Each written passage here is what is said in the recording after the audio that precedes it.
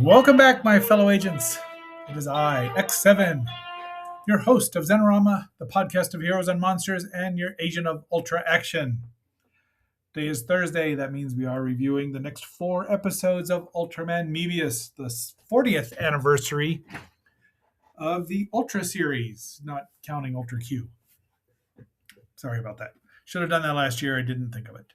Before we get too much further into it, please like, share, subscribe, leave me a comment. Let me know what you think about these 4 episodes. Let me know what you think about the Ultra series in general. Let me know what you think about Mebius.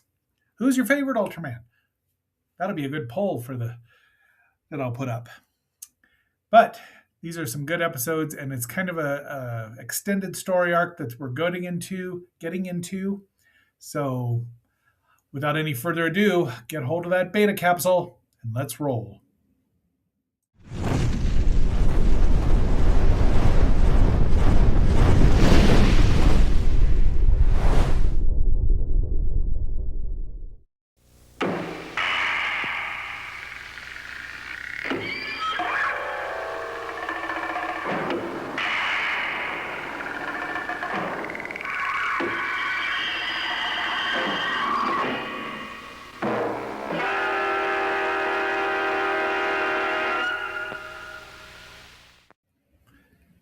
We begin with I really do enjoy this series so much, ever so much. And there's, of course, the title card. And we see another dinosaur getting blasted by a strange ray and a strange being, which annoys the strange woman who has a tongue that would make Gene Simmons jealous. There's our adjutant and who's all happy about everyone being in the news, and of course George isn't happy about it because it reminds him of what he isn't anymore. The reverse shot. So this is a George centric episode, and it seems like every show has to have the loner who doesn't want to be part of the team but has a heart of gold underneath it and is really a good guy. But go back to Gatchaman with Condor Joe. See what I mean? See what I mean? See what I mean? It's just a trope. But George, it works, sort of, but it gets tiresome after a while. But everybody can't be friends at once because without drama, there is no conflict. So Mirai wants to see the meteor shot, and everyone's watching, but they don't do it. And now we're up here. We don't even know what happens to these three, but there's a monster. It's causing a thick fog, and it's causing an electromagnetic disturbance. Thank you, subtitles. There's Sadora, rock monster, who's kind of. I mean, it's a good-looking monster. I don't remember where they said he was from originally, so go figure. But George takes a shot at him and it gets deflected. There's our reason. Mirai confronts her, and then suddenly we see Captain Serizawa. Or do we?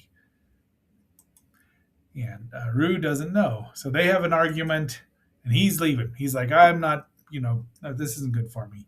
No teams. But Marina she just gets to say things to the rest of them that you wouldn't. So they have the competition. If you can block one of my shots, Mirai's the keeper. He's like, all right. He misses the first one, and George kicks it so hard that the gloves smoke. Now, Mirai is just perfectly cast. Where's the cast there? That's Hiroto Ban. Wait.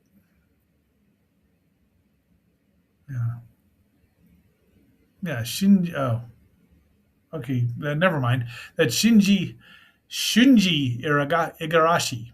That's he, and he's really good at it. The naive yet wise person. So here we go. There, look at he kicks it so hard that it could be a cartoon, but the ball flies up because he's tensed up, and Mirai wins. So he's got to go back to guys. We still don't know this woman's name. Well, it's Bogal. I'll tell you. Spoiler alert. And she summons Sadora, and then they go and fight. Just great shots here. And The meteor is approved for 1 minute, which they generally almost all the time use up flashing around and not getting close enough.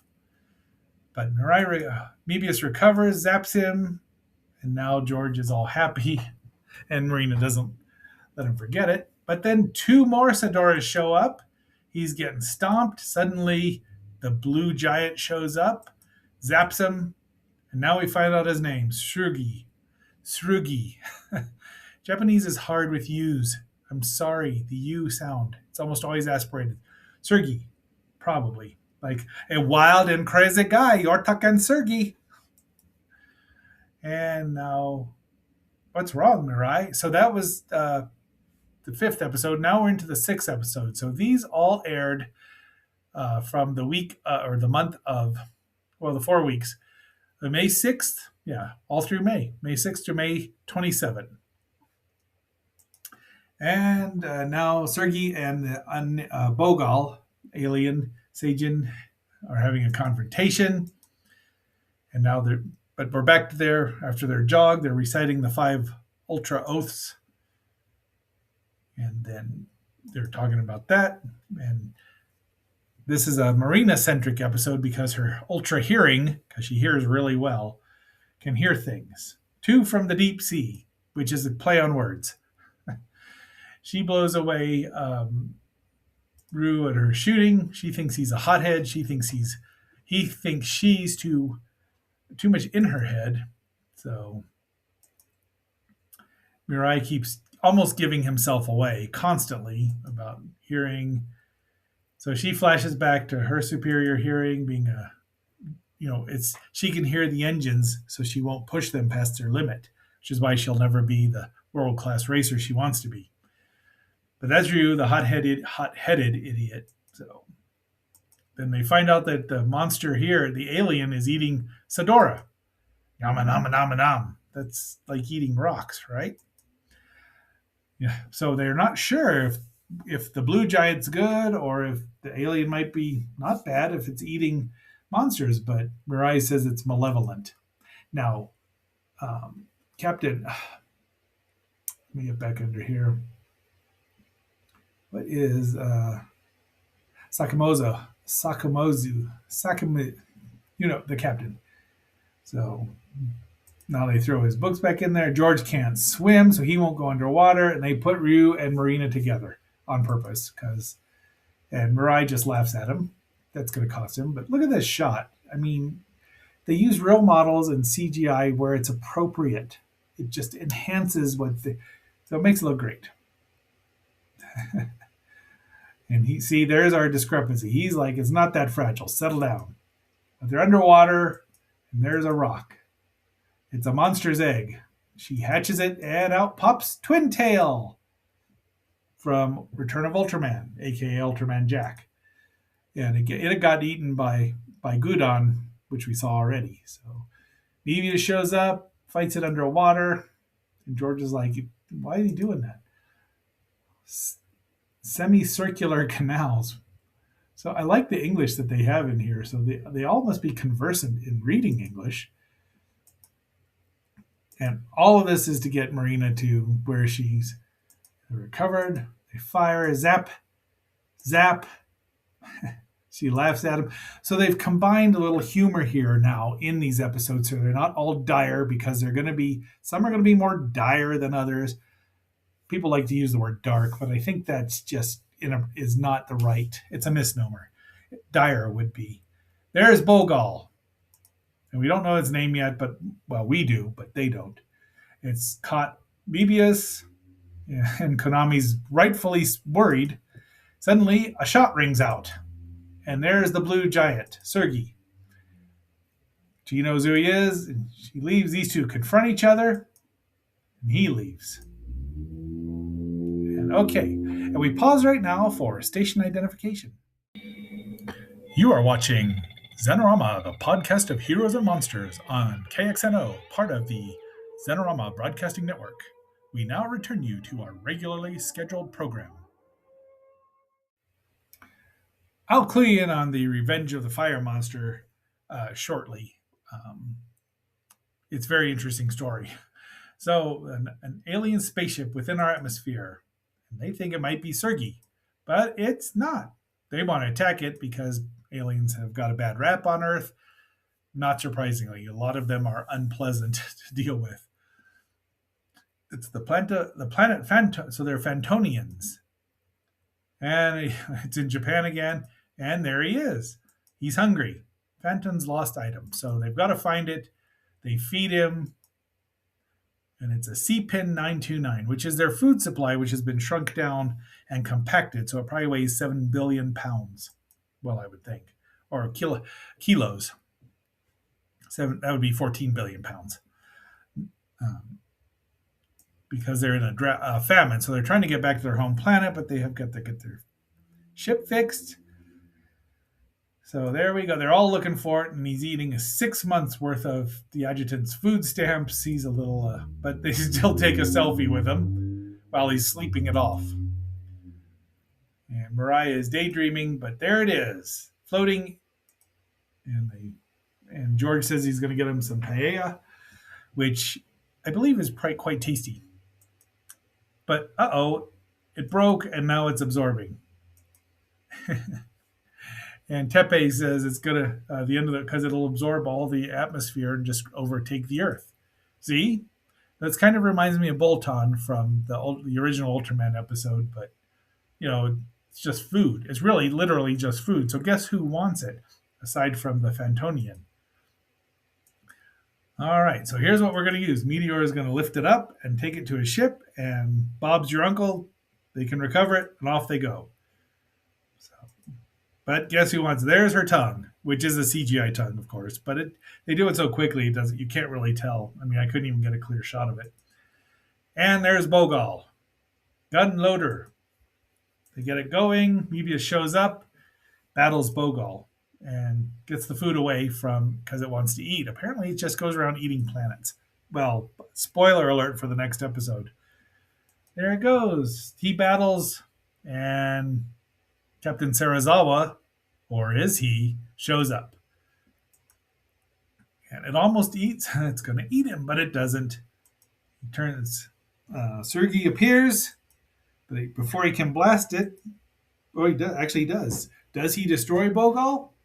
Well, possibly, but look at all. He is not concerned about the damage he causes. Sergei isn't. And, because remember, if you flash back to episode 1, Rue is yelling at Mebius for it. He just leaves. And then the Phantonian leaves. He comes back and tells him what because Tepe is the only one that understands his language, and is to get Bogal. He gives him a year's worth of food. And look at this. Kite koshi kira ite. That's what the words. This is from Ultraman 2, Shoot the Invaders, where the Bolton first show up, and Ito, or Ide, tries to communicate with him saying these words. Nice little touch, I thought. You, me, friends. Me, you, friends. Konami wants to say it to Ultraman Mebius. And Mariah's like, oh, she's so sweet. And she really is. Okay, so now we're into episode 4, and they're going to combine Miklas with some other proton or monstrous stuff, powers. So they choose Eleking, which is not a good idea if you've ever watched Ultra 7, because that's the first time we see both of them, Miklas and Eleking, the electric monster. And of course, they talk about the one that showed up in Ultraman Taro, boo, and then Tepe says, no, this is a better one. But they think that Bogal has a weakness of electricity. And there's Ms.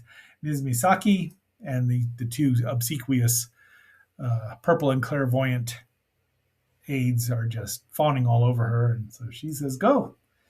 And they also want to be able to use it against Sergei if he shows up, because they're still not sure whose side he's on. But Rue knows who he is. And off he goes. Terrible predator. And they do. So, something's gone wrong. What a surprise. So the accelerator's it's underneath the core, underneath the base. Look at all of his toys back there. Is that my Seabos back there? Gamora maybe Black King? I can't tell. But suddenly, a tiny, cute, kawaii Ella King shows up. And of course, Konami falls in love with it because she loves those things. She's like, "It's not going to hurt you." And then he disappears because it's got a 1 minute time limit. Meteor. They have their discussion, and Ryu has a flashback to Serizawa san. And he says, "The 5 Ultra Vowels." And off they go. So they have a talk, and Mirai can hear this because he's got, ultra senses. She throws things at him, he zaps them. Uh-oh. And then we cut back to Ella King, mini Ella King showing up and sucking electricity out of everything. And George grabs him and gets electrocuted, as you can tell. It's got his Billy Idol hairdo going on there, or maybe the heat miser. So it's just sucking up all the extra protons that the accelerator released, nanites and everything, and showing up. Their confrontation continues. She leaves and Mirai shows up, and he wants to know what's going on here. But he's not in the space garrison. And he tells him Bogol's just gonna eat the planet dry and kill everyone. And then he disappears. So he eats another. It looks like it's another Sedora. George can't go on there, so they take Konami, who's not she's not the most adept field agent, but she does her job. Sally, go! GIG. I just love the way, I do love the way that they can do these shots now. And I love the way they do practical shots. So she's waiting for him, and she summons Miklas, and he goes after her. But unfortunately, they won't combine because he doesn't like Ella King, because they fought in Ultra 7, like episode 3 maybe. And then they say, was it? So, there's more. Time's up already. So Bogol's going to go get something, and these two have a confrontation, but something invisible is attacking it because they combined Naranga, who could turn invisible and use electricity, and Miklas wouldn't have known about him. There's also one other one that I don't remember. I didn't get the screenshot fast enough, and Miklas just ragdolls their old Bogol. Mirai confronts Serizawa, and now it's stirring in him. This will all come to light. Spoiler alert. And there's another, and he's back. I like his pose. I'm going to have to save this one because I think I can use that. Okay, the fight is on, and now Murina has been hurt, but she's okay. And there he is. He shows up, but is he, again, at least they're not in civilization. He keeps trying to shoot, but they keep missing.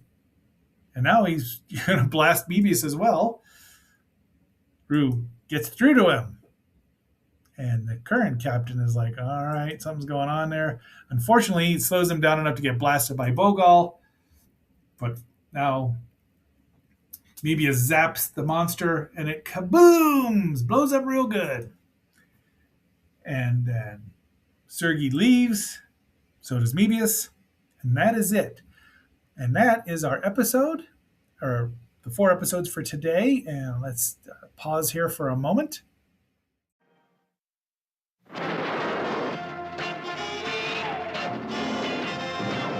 We'll be right back for another exciting adventure with Superman.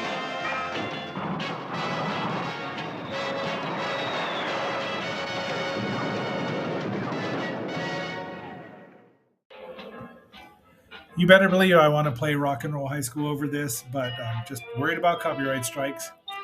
But that is what we are going to be reviewing tomorrow for Musical Friday. I'm really looking forward to it because it's really an enjoyable movie. And having said all that, my fellow agents, this is X7 signing off and phasing out until our next adventure and assignment. And remember, the sun never sets on those who ride into it.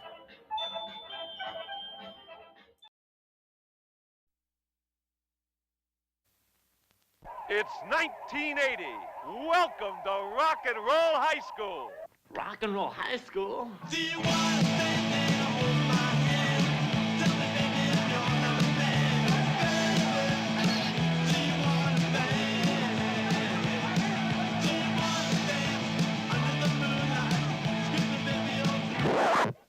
I am Miss Togar, and I am the new principal of this school. And who are you? I'm Riff Randall, rock and roller. The only girl I ever dream about at night is Riff. I've done more detentions than anyone in the school's history. Are you a virgin? How about a cheerleader? Nice set of pom-poms. Tom wanted Riff, but Riff wanted to live a rock and roll fantasy to the music of her favorite group. The hottest band this side of the Iron Curtain, the Ramones!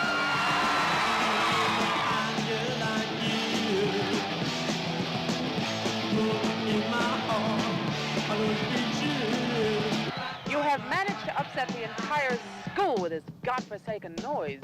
Things sure have changed since we got kicked out of high school. Hey, come on, you guys, follow me into the school! They tried to stop their music, but the kids got wrecked and rocked the school.